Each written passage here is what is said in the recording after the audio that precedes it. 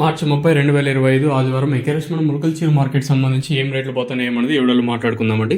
అంటే నేనుతో పోల్చుకుంటే దిగుమతి తగ్గిందా లేదా పెరిగింది వెయిట్ అండ్ ఏడో తెలుసుకుందాం. క్వాలిటీలు ఉంటే 300 రూపాయల వరకు వెళ్ళే ఛాన్స్ అయితే ఉండింది.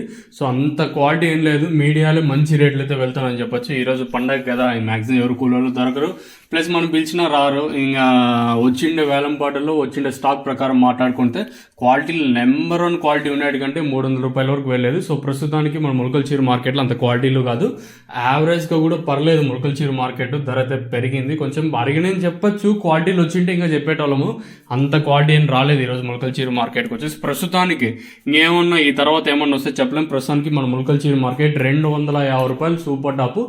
ధరలు అయితే బాగానే వెళ్తూ ఉన్నాయి, కాకపోతే అంత క్వాలిటీ అయితే ప్రస్తుతానికి అయితే ములకల్చీరుకి అయితే రాలేదు. ప్రస్తుతానికి జరిగిన వేలంపాటలో 250 రూపాయలు ఒక రకమైన క్వాలిటీయే.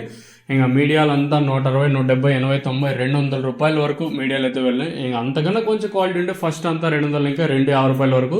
ఇంకా నెంబర్ 1 వస్తే 250, ఇంకా ఎంతవరకు వెళ్తాయని చూడాలి. ప్రస్తుతానికి అయితే యాక్షన్ అయితే కంప్లీట్ అయిపోయింది. దిగుమతులు భారీగానే తగ్గాయి, వేలంపాట్లు కూడా అదే విధంగా ఫాస్ట్గానే ఉన్నాయి. క్వాలిటీలు ఏదైతే మన మదనపల్లి మార్కెట్కి వచ్చాయో అంత క్వాలిటీ ములకల్చీరు మార్కెట్కి ఈరోజు రాలేదు. వచ్చిన వాటిలో అంత నెంబర్ 1 క్వాలిటీ ఏం లేదు. సూపర్ టాప్ మన ములకల్చీరు మార్కెట్లో 250 రూపాయలు ప్రస్తుతానికి. ఇంకా నెంబర్ 1 క్వాలిటీ వస్తే 250 రూపాయలు ఇంకా పైన వెళ్ళే ఛాన్స్ ఉంటుందో చూడాలి. క్వాలిటీలు వచ్చింటే వెళ్ళేదే, అంత క్వాలిటీ రాలేదు ఈరోజు వచ్చేసి.